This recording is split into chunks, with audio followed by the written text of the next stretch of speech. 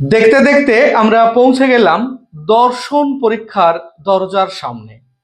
উচ্চ মাধ্যমিক fourth semester 2026 তোমরা যারা পরীক্ষা দিচ্ছ, তোমাদের জন্য দর্শনে আজ রাতের মধ্যে পড়ে তুমি কিভাবে পাশ করবে সেই বিষয় নিয়ে আলোচনা হবে। অতি গুরুত্বপূর্ণ প্রশ্ন যেগুলি শুধু এক রাতে পড়া সম্ভব এবং পাশ করা সম্ভব, সেই প্রশ্নগুলি নিয়ে আজকে আলোচনা করে দেব। আর সেই সঙ্গে ফুল মার্কস পেতে গেলে যে গোপন ট্রিক্স সেগুলি নিয়েও আলোচনা করব। সঙ্গে সঙ্গে আমরা দুটো সাইড নিয়েই আলোচনা করব। যারা এখনো পড়ার সময় পাওনি, আজকে অন্তত একটা রাত্রি পড়ে তোমরা পরীক্ষা দিতে চাও এবং পাশ করতে চাও, তাদের জন্য তারা কিন্তু ফুল মার্কস পাবে না। আমি মাত্র কয়েকটি প্রশ্ন বলবো, সেই কটি প্রশ্ন অবশ্যই ভালোভাবে দেখে যাবে। আর যারা ফুল মার্কস পেতে চাও তাদের জন্যও ট্রিক্স থাকবে, তাই ভিডিওটি স্কিপ করবে না, ভিডিওটি শেষ পর্যন্ত দেখো, অত্যন্ত গুরুত্বপূর্ণ হতে চলেছে ভিডিওটি।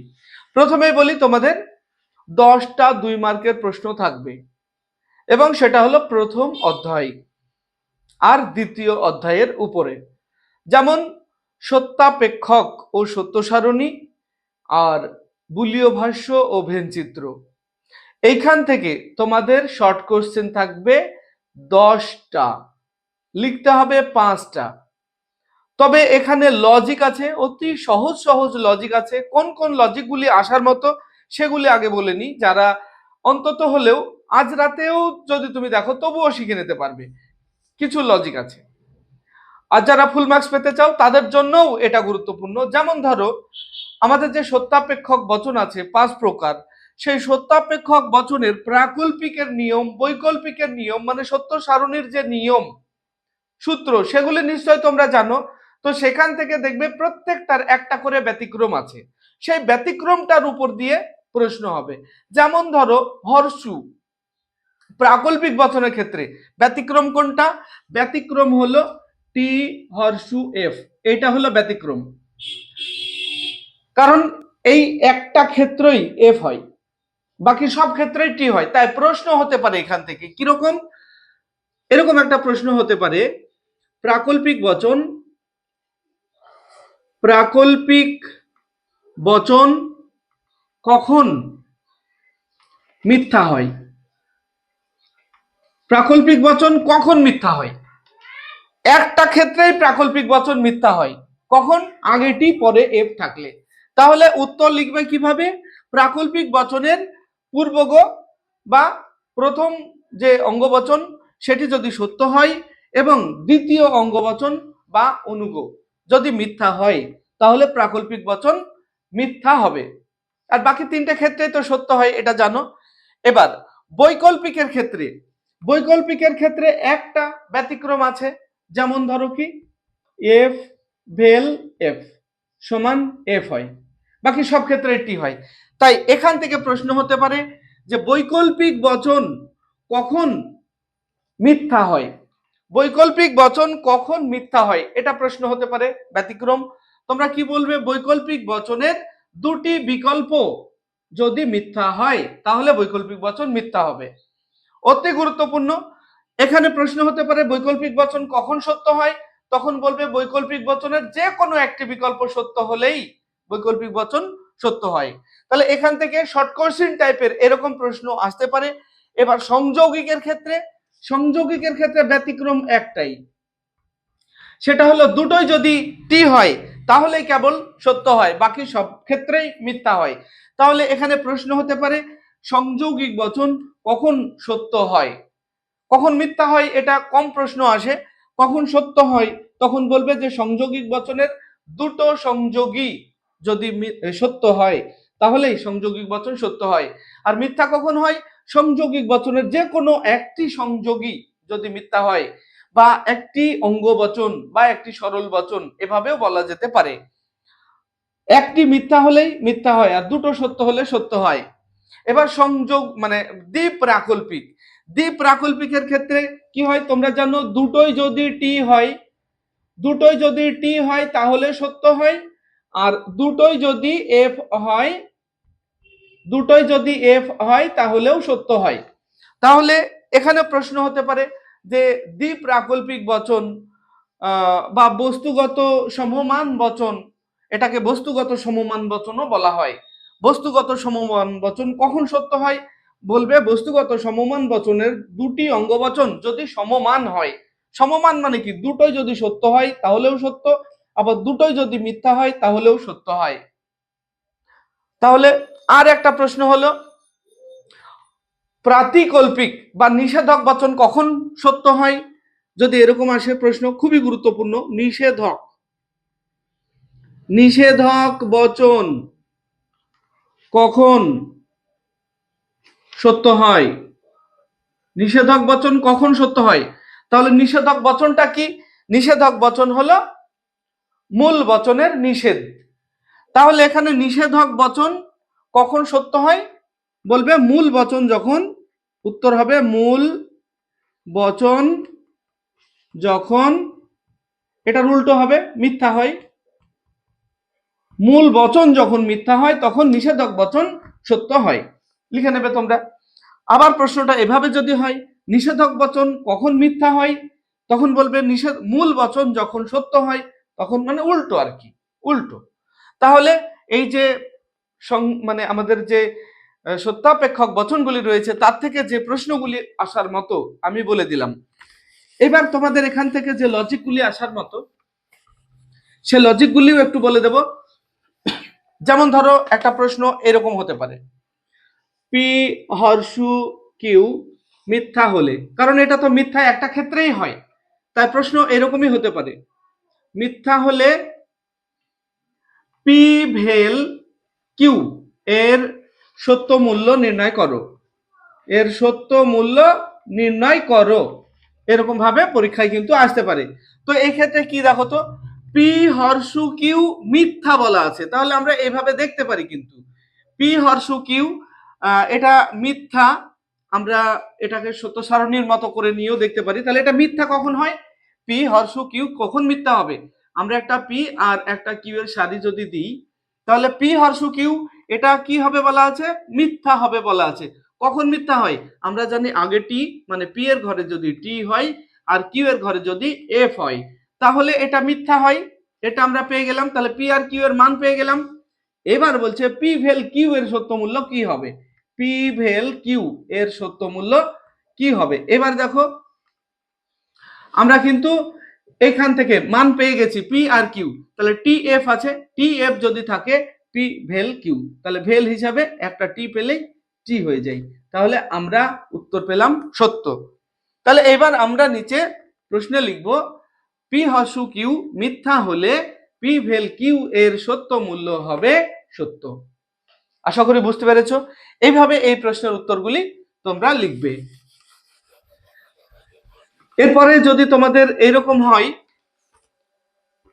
ধরো পি ভেল কিউ এটা সত্য বলা হলো, সত্য না সরি মিথ্যায় বলা হলো, মিথ্যা হলে পি, এবার হর্ষু দিলাম আমরা, পি হর্ষু কিউ এর সত্য মূল্য কি হবে? এভাবে প্রশ্ন হতে পারে।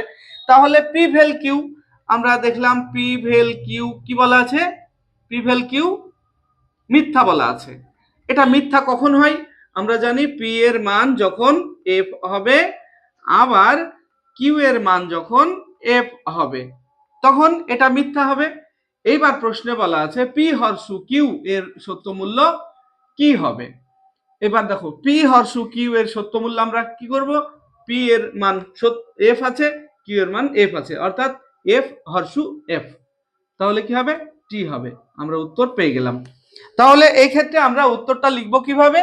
আমরা উত্তর লিখব পি ভেল কিউ মিথ্যা হলে, নিচে উত্তর লিখব পি ভেল কিউ মিথ্যা হলে পি হর্ষু কিউ এর সত্য মূল্য হবে সত্য। এইভাবে এই প্রশ্নের উত্তর দিতে হয়। আর তোমাদের এভাবেও প্রশ্ন আসতে পারে যে পি ভেল কাল পি এর সত্য মূল্য নির্ণয় করো, এখানে বলা হলো না, পি এর মানও দেওয়া হয়নি কিউ এর মানও দেওয়া হয়নি, সত্য মূল্য নির্ণয় করো, তখন তোমরা কি করবে? এটাকে ভেন্স মানে আমাদের যে সত্য সারণী, সেই সত্য সারণী হিসাবে করবে। এটা কি বলতো, একটাই গ্রাহক আছে, তাই একটা পি এর সারি একটা কার্ল পি এর সারি, এখানে কিউ নেই, তাই কিউ এর সারি হবে না। এরপরে কি হবে, পি ভেল কাল পি এর সারি। এরপরে দেখো দুটো, মানে একটা গ্রাহক থাকলে কিন্তু দুটো সারি হয়, এইটা মনে রাখবে। এইটার জন্য তোমাদের একটু ভুল হওয়ার সম্ভাবনা। তোমরা অনেক সময় এটাকে কি চারটে সারি দিয়ে দাও, চারটে সারি কখনোই দেবে না। এখানে দুটো সারি হবে, কারণ পি, শুধুমাত্র পি, একটাই গ্রাহক আছে। একটা গ্রাহক থাকলে মাত্র দুটো সারি হবে। তাহলে দুটো সারি হলে অর্ধেক টি আর অর্ধেক এফ, মানে একটা টি একটা এফ। তারপরে কাল পি, মানে পি এ দেখতেই পাচ্ছ টি আছে, আর এটাতে তাহলে কি হবে, এফ হবে। এখানে এফ আছে, এটা টি হবে, উল্টো হবে পি আর কাল পিতে। এরপরে আমরা মূল বছরে কি করব, একটা ভেল আকারে আছে, টি এফ এ টি হবে, আবার এফ টিতে টি হবে। তাহলে এখন আমরা কি দেখলাম, ফলস্তম্ভে, ফলস্তম্ভে আমরা দেখলাম সবগুলি সত্য আছে। তাহলে এই বাক্যটি শত সত্য। নিচে লিখবো সত্য সারণীর সাহায্যে প্রমাণিত হলো যে বাক্যটি, মানে এই বাক্যটি শত সত্য। এইভাবে করবে। আর একরকম ভাবে পরীক্ষায় আসতে পারে, যেমন ধরো বলা হলো যে পি মিথ্যা, পি মিথ্যা হলে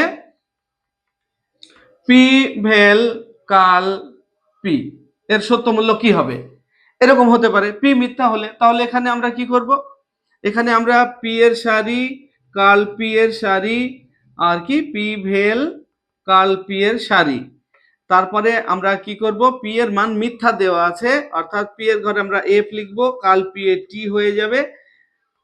এবার এটা সত্য সারণী হিসাবে পি ভেল কাল পি আছে, অতএব এফ টিতে টি হয়ে যাবে। তাহলে উত্তর হয়ে গেল এইভাবে। তাহলে কি লিখবে, পি মিথ্যা হলে পি ভেল কাল পি এর সত্য মূল্য হবে সত্য।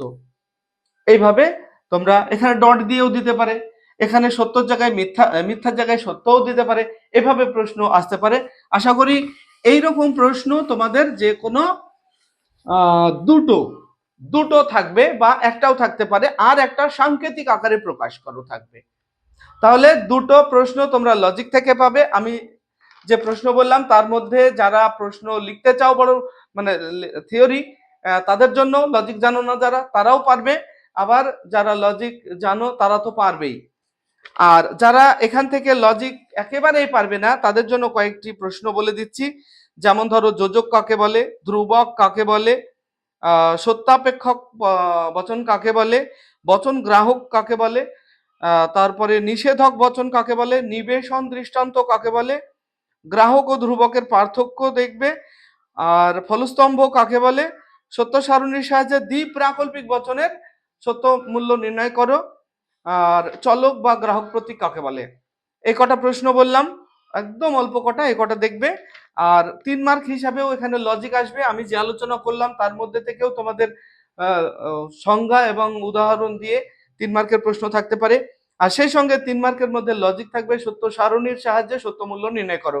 আমি যেমন একটা দেখালাম 2 মার্কের জন্য ছোট্টর উপরে সত্য সারণীর সাহায্যে সত্য মূল্য নির্ণয়, আর সেই সঙ্গে 3 মার্কের থাকলে একটু বড় হবে, এটা মনে রাখবে। আর সত্য সারণীতে তোমরা যেখানে ভুল করো সেটা হলো, ধরো পি হর্ষু কিউ ভেল কিউ হর্ষু পি, এইরকম যদি আসে তাহলে তোমাদের এই যে কিউ হর্ষু পি যখন থাকে এই ঘরটাতে মান বসাতে গিয়ে তোমরা ভুল করো।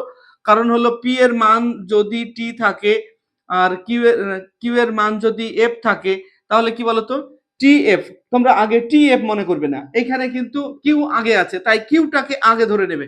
যখন এইরকম এই সারিটা ফ্ল্যাপ করবে তখন কিউটাকে আগে ধরবে, তার মানে কি এফ আগে আছে আর টি পরে আছে, তার মানে এর রেজাল্টটা দাঁড়াবে সত্য আগে। আর তোমরা যদি বাঁ দিক থেকে ধরো তাহলে টি এফ মানে কি, এটা মিথ্যা হয়ে যাবে। কিন্তু এটা ধরলে হবে না এই ক্ষেত্রে। এই ক্ষেত্রে পি হর্ষু কিউ এর ক্ষেত্রে তুমি এটা ধরতে পারো সোজাসুজি, কিন্তু এইটার ক্ষেত্রে তোমাকে আগে এইটা ধরতে হবে আর এটা পরে ধরতে হবে। এটাই হলো নিয়ম। তাহলে সত্য সারণীর ক্ষেত্রে এটাই একটা ভুলের জায়গা তোমাদের রয়েছে। এরকম সত্য সারণী একটা থাকবে 3 মার্কের। আর একটা সত্য সারণী তোমাদের সাংকেতিক রূপ দিয়ে তোমাদের একটা 3 মার্কের, মানে সাংকেতিক রূপ দিতে হবে এবং সেটার সত্য সারণী করতে হবে। তাহলে কি হবে, একটা 3 মার্কের প্রশ্ন হয়ে যাবে। তো এই হলো দুটো 3 মার্কের লজিক বলে দিলাম। আশা করছি আমি যে আলোচনাটুকু করলাম এর মধ্যে থেকেই তোমাদের যারা পাশের জন্য চেষ্টা করছো তাদের 5 মার্ক হয়ে যাবে। আর একটা 6 মার্কের লিখতে হবে, সেখানে আগেই বলেছি আমি মিলের যে 5টা পদ্ধতি আছে কোনোটাকে বাদ দেওয়া যাবে না, আগেই বলেছি আমি। তবে যারা এক রাত পড়ে পরীক্ষা দিতে যাচ্ছ, তো তোমরা অন্যই পদ্ধতি আর ব্যতিরেকি পদ্ধতি পড়বে। আর যারা আর রিস্ক নিতে চাও না তাদের 5টায় পড়তে হবে। সেক্ষেত্রেও আমি বলবো মিলের যে আরোহের স্বরূপ আর কারণতা এই দুটো অধ্যায় বাদ দিতে পারো। আর সাধারণ যারা তাদেরকে তো বলবোই বাদ দিয়ে দাও, এক রাত পড়ার জন্য এই দুটো অধ্যায় পড়ার দরকার নেই। এক রাত পড়বে যারা, শুধু মিলের পদ্ধতিগুলি পড়বে। আর যারা আরোহের স্বরূপ পড়তে চাও তারা আরোহ কাকে বলে, আরোহের বৈশিষ্ট্য, আর বৈজ্ঞানিক আরোহ আর অবৈজ্ঞানিক আরোহ অনুমানের পার্থক্য, এই 3টে প্রশ্নকে অত্যন্ত গুরুত্ব দেবে। আর কারণতা থেকে কারণ কাকে বলে, কারণ ও শর্তের পার্থক্য, আর কারণের যে বিভিন্ন শর্তগুলি রয়েছে, আবশ্যিক শর্ত, পর্যাপ্ত শর্ত, আবশ্যিক পর্যাপ্ত শর্ত, এই 3টে শর্ত সম্পর্কে ধারণা রাখবে। মানে কারণের বিভিন্ন শর্ত বা অর্থগুলি উদাহরণ সহ লেখো। এটা বিভিন্নভাবে এই প্রশ্নটা আসতে পারে। তাহলে এই গেল পার্ট 1।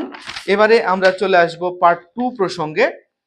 পার্ট 2তে তোমাদের মানে ইউনিট 2 আর কি, ইউনিট 2 এ রবীন্দ্রনাথ থেকে তোমরা রবীন্দ্রনাথের মানবতাবাদ কাকে বলে এই পয়েন্টটাকে মুখস্থ করে রাখবে। আর প্রশ্ন যেভাবে আসুক মানবতাবাদ কাকে বলে এই পয়েন্টটা লিখবে। আর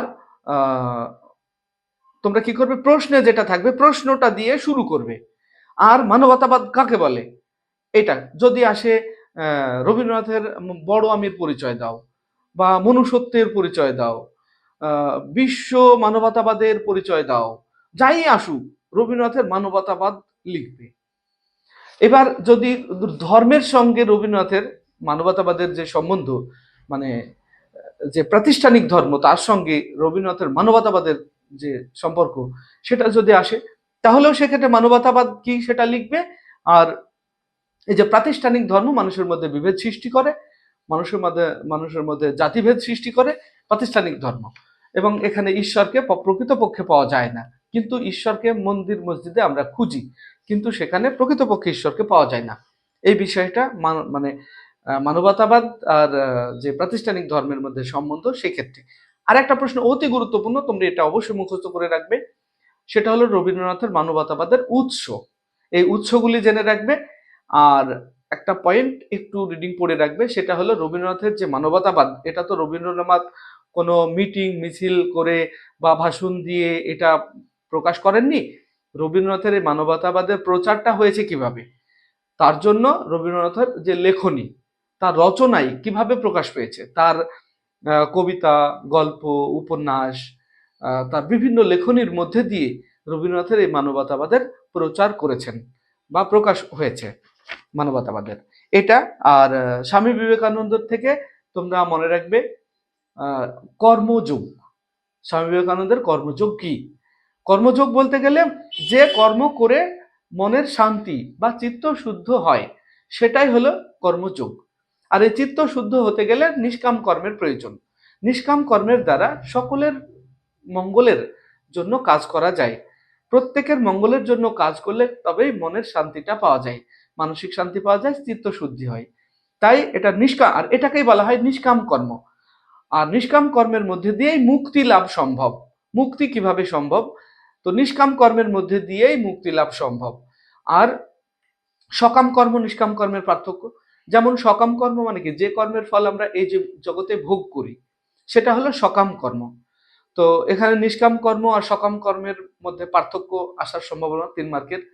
নিষ্কাম কর্ম মানে যে কর্মের ফল আমরা এই জগতে ভোগ করতে পারি না, বা কর্ম ফল মানে ফলাকাঙ্ক্ষা বাদ দিয়ে যে কাজ সেটাই নিষ্কাম কর্ম। আর ফল আকাঙ্ক্ষা থেকে যে কাজ মানে ফলের আশা করে যে কাজ আমরা করি সেটাই হলো সকাম কর্ম। তো আমাদের যে গীতায় কর্মযোগের কথা বলা হয়েছে সেটা নিষ্কাম কর্মের কথা বলা হয়েছে।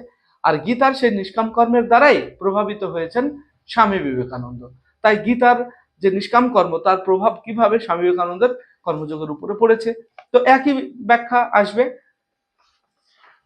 তো এখানে তোমরা স্বামী বিবেকানন্দ থেকে আমি যে কটা বললাম এ কটাই দেখো। যেমন কর্মযোগ বলতে কি বোঝায়, কর্মযোগ সম্পর্কিত স্বামী বিবেকানন্দ দার্শনিক ভাবনা, মানে কর্মযোগটা আসলে কি তার ব্যাখ্যাটা।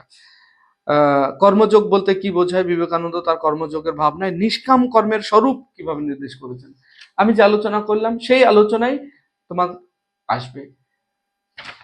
আর আমাদের আরেকটা পয়েন্ট আছে, সেটা হলো গান্ধীজি অহিংসাবাদ। অহিংসা মানে কি? অহিংসার মধ্যে দিয়েই প্রকৃত জয় সম্ভব। হিংসার মধ্যে দিয়ে প্রকৃত জয় সম্ভব নয়। মানে আমি যদি তোমার উপরে হিংসা করি, তুমিও আমার উপরে হিংসা করবে, বা হিংসাত্মক যদি হয়, আমি যদি তোমাকে আঘাত করি, তুমিও আমাকে আঘাত করবে, এর শেষ সীমানায় পৌঁছানো অসম্ভব। এর মানে কি, সমাধানের জায়গায় আমরা পৌঁছাতে পারবো না। কিন্তু গান্ধীজির মতবাদ অনুযায়ী যদি আমরা অহিংসার মধ্যে দিয়ে বা অহিংসায় যদি বিশ্বাসী হই, তাহলে আমাদের যে কোনো সমস্যার সমাধান সম্ভব। কিন্তু হিংসার মধ্যে দিয়ে কোনোভাবেই সমস্যার সমাধান সম্ভব নয়। তাই গান্ধীজি গোটা বিশ্বে অহিংসাবাদের প্রতিষ্ঠা করতে চেয়েছেন। তো এখানে অহিংসার যে প্রশ্নটা অতি গুরুত্বপূর্ণ পড়বেই, সেটা হলো গান্ধীজি তার রাজনৈতিক ভাবনায় কিভাবে অহিংসার স্বরূপ ও গুরুত্ব নির্দেশ করেছেন। এই বিষয়টা সবচেয়ে বেশি গুরুত্ব দেবে। আর সেই সঙ্গে অহিংসা ও সত্যাগ্রহ, অহিংসা ও সর্বোদয়, এই দুটো টিকা অবশ্যই ভালোভাবে জেনে রাখবে। তো যারা আজকে রাতটা পড়েই পরীক্ষা দিতে চাও, মানে আমি মাত্র তাদের জন্যই মূলত কয়েকটি প্রশ্ন বললাম। আর যারা ফুল মার্কস পেতে চাও, তাদের জন্য আমার আলোচনাটি আশা করি গুরুত্বপূর্ণ হয়েছে। আর সেই সঙ্গে আমাদের আগের যে সাজেশন দেওয়া আছে, সেই সাজেশনটাও ভালোভাবে পড়বে, মানে রিভিশন করে নেবে যারা ফুল মার্কস পেতে চাও। আর যারা আজকে রাত পড়ে পাস করতে চাও, আমার আজকের এই আলোচনাই যথেষ্ট। এর থেকেই তোমরা পাস মার্ক অবশ্যই পেয়ে যাবে। ভিডিওটি ভালো লাগলে লাইক, কমেন্ট এবং বন্ধুদের শেয়ার করবে। আসছি পরবর্তী ভিডিও নিয়ে। সে পর্যন্ত সবাই ভালো থাকবে, সুস্থ থাকবে। ভিডিওটি শেষ পর্যন্ত দেখার জন্য ধন্যবাদ।